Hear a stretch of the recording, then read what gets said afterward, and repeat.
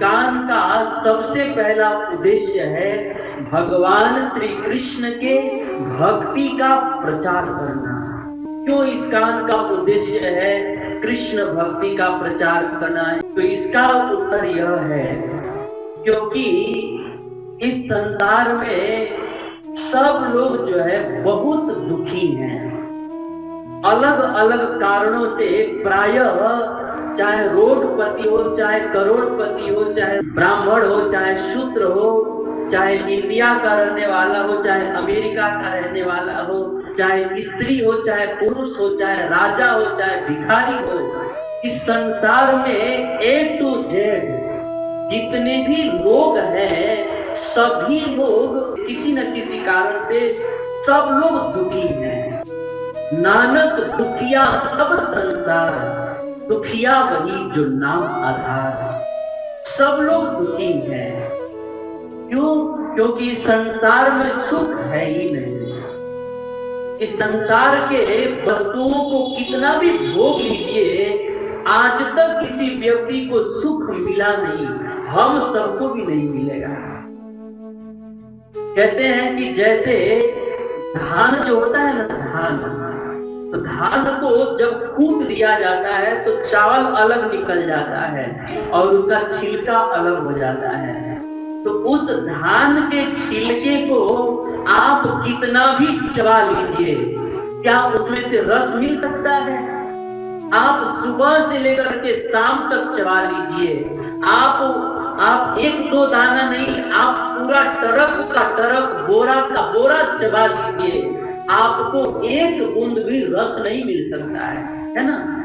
तो जिस प्रकार से वो धान के भूसी में रस नहीं है, वैसे ही इस संसार के वस्तुओं में सुख नहीं है। अब जब सुख है ही नहीं तो मिलेगा कहां से? तो इस संसार में हमारे शास्त्र जो है चिल्ला चिल्ला करके कहते हैं कि संसार के वस्तुओं में सुख है ही नहीं। शास्त्र कहते हैं कि हो सकता है कि इस धरती पर जितने भी वृक्ष हैं, वे सारे वृक्ष एक बार कल्प वृक्ष बन सकते हैं। इस संसार में जितने भी समुद्र हैं, नदियां हैं, वे सारे नदियों और समुद्र के जल जो है अमृत बन सकते हैं। इस संसार में जितने भी बड़े बड़े पर्वत हैं, वे सारे पर्वत और पहाड़ सोने के पर्वत हो सकते हैं। जबकि ये सब कुछ असंभव है, लेकिन शास्त्र और संत चिल्ला चिल्ला करके कहते हैं कि यह असंभव कार्य भी एक बार संभव हो सकता है, लेकिन संसार के वस्तुओं से सुख मिल जाए ये कभी नहीं हो सकता है। हमारे भारत के लोक प्रसिद्ध संत गोस्वामी तुलसीदास जी कहते हैं कि हो सकता है कि हम पानी को मथें तो उसमें से घी निकल जाए, हो सकता है कि हम बालू को पेड़े तो उसमें से तेल निकल जाए, हो सकता है कछुए के पीठ पर बाल आ जाए, हो सकता है हम बर्फ को रगड़े तो उसमें से आग प्रकट हो जाए, हो सकता है आकाश में कमल के फूल खिल जाए, जबकि ये सब कुछ असंभव है। लेकिन गोस्वामी तुलसीदास जी कहते हैं कि यह असंभव कार्य भी एक बार संभव हो सकता है, लेकिन संसार के वस्तुओं से सुख मिल जाए ये कभी नहीं हो सकता। बिल्कुल इम्पॉसिबल है, असंभव है, क्योंकि संसार के वस्तुओं में सुख है ही नहीं। तो चूंकि इस संसार के वस्तुओं में सुख है ही नहीं, इसीलिए इस संसार के सभी लोग जो है दुखी हैं, क्योंकि वे वस्तुओं में सुख ढूंढ रहे हैं और वस्तुओं में सुख है ही नहीं, तो सुख मिलेगा कहां से? इसीलिए सब लोग दुखी हैं। लेकिन हमारे शास्त्र और हमारे संत कहते हैं कि संसार में कोई व्यक्ति कितना ही दुखी क्यों न हो, कोई व्यक्ति कितना ही पीड़ित क्यों न हो, कोई व्यक्ति कितना ही चिंता में क्यों न हो, अगर कोई व्यक्ति भगवान श्री कृष्ण की भगवान श्री रामचंद्र जी की भक्ति कर रहा है तो वह व्यक्ति जो है इस संसार में रहते हुए भी परम सुखी हो जाता है।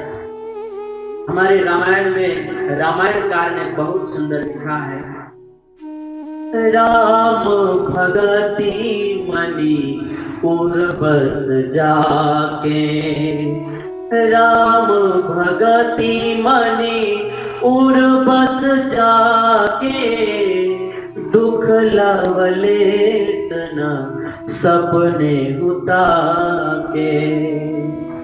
रामायणकार कहते हैं राम भगति मणि उर्वस जाके, दुख लवलेश न सपने उता के।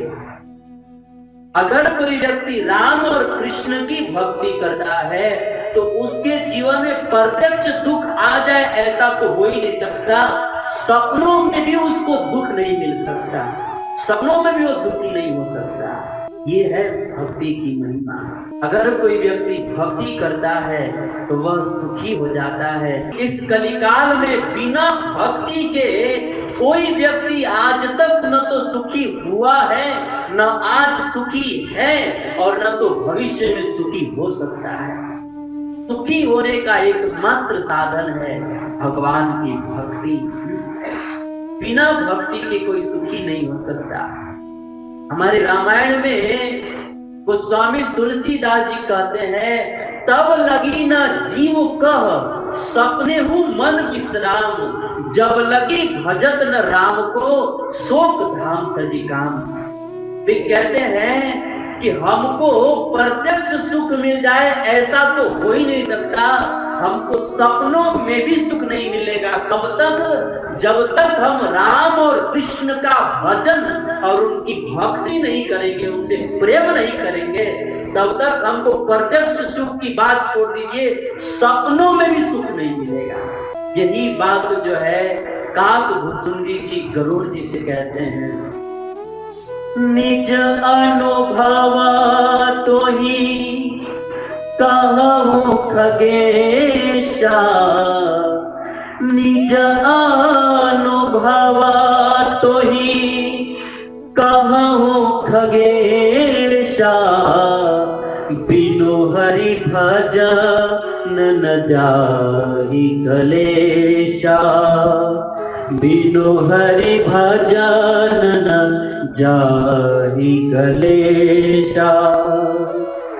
काकभूषुंडी जी रामायण में गरुड़ जी को रोते रोते कहते हैं कि हे गरुड़ जी, मैं इस नीलगिरी पर्वत पर 21 कल्पों से रहता हूँ और 21 कल्पों से मैं जो है इस संसार को देख रहा हूँ।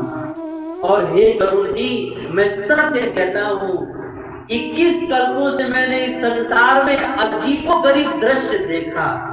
कभी तो मैंने यह देखा कि चंद्रमा में से आग निकल रहा है, कभी तो मैंने यह देखा कि सूर्य में से शीतलता निकल रही है, कभी तो मैंने यह देखा कि कछुए के पीठ पर बाल आ गया है, कभी तो मैंने यह देखा कि बर्फ को रगड़ने से आग प्रकट हो गया है।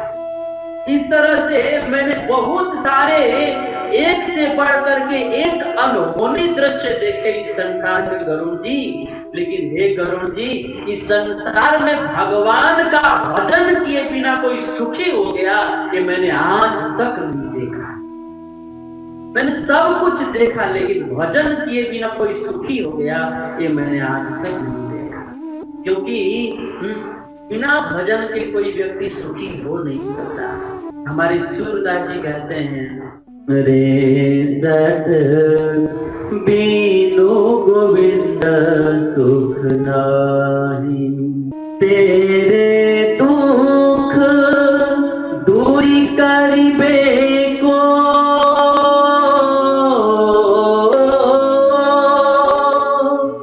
तेरे दुख दूरी करिबे को, रिद्धि सिद्धि फिरी जाही, रिद्धि सिद्धि फिरी जाही, रे सठ बीनु गोविंद सुख नाही।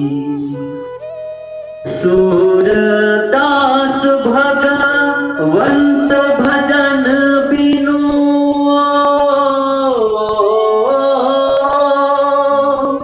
सूरदास भगवंत भजन बिनु दुख कबहु नहीं जाही, दुख कबहु नहीं जाही।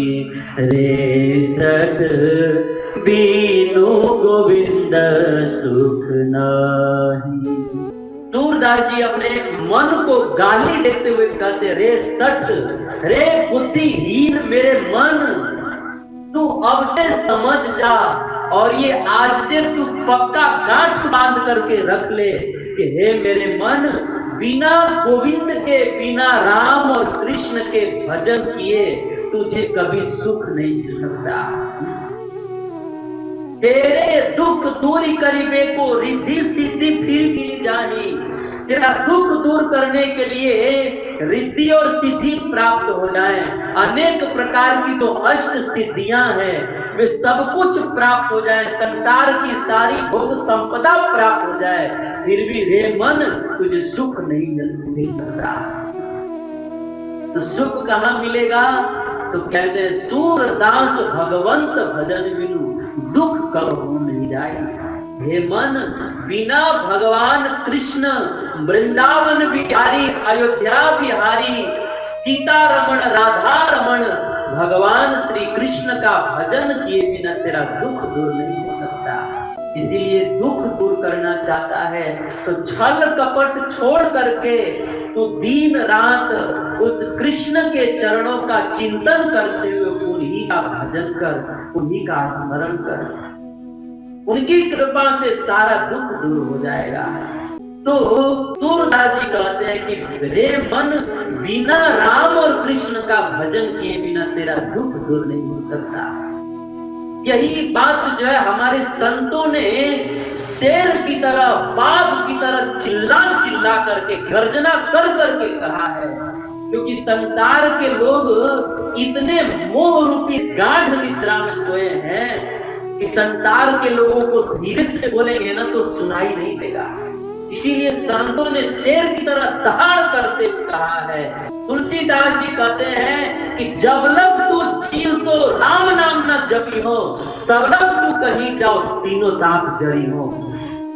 हे संसार के लोगों, जब तक आप अपने जिह्वा से राम और कृष्ण का नाम नहीं जपेंगे, तब तक आप कहीं भी चले जाइए, आप जो है स्वर्ग में चले जाइए तो वह स्वर्ग भी आपके लिए नरक बन जाएगा। अगर आप अमृत भी पी लेंगे तो आप वह जहर बन जाएगा। आप कल्प वृक्ष के नीचे चले जाओ तो भी आप दरिद्र ही बने रहोगे। अगर आप राम कृष्ण का नाम जप नहीं करोगे तो गंगा के भीतर खड़े रह करके भी आप प्यासे मर जाओगे। इसीलिए सुखी होना चाहते हो, दुख से मुक्त होना चाहते हैं तो छल कपट छोड़ करके भगवान कृष्ण का भजन कीजिए, उनकी भक्ति कीजिए, क्योंकि भक्ति के बिना दुख दूर नहीं हो सकता। तो कहने का भाव यह है कि जब तक इस संसार के लोग जो है भगवान की भक्ति नहीं करेंगे, तब तक जो है उनका दुख दूर नहीं होगा, वे सुखी नहीं हो सकते। और भक्ति करेंगे तो ही उनका दुख दूर होगा और उनको सुख की प्राप्ति होगी। इसीलिए इस्कॉन मंदिर का सबसे पहला उद्देश्य है भगवान कृष्ण की, भगवान राम की भक्ति का प्रचार करना।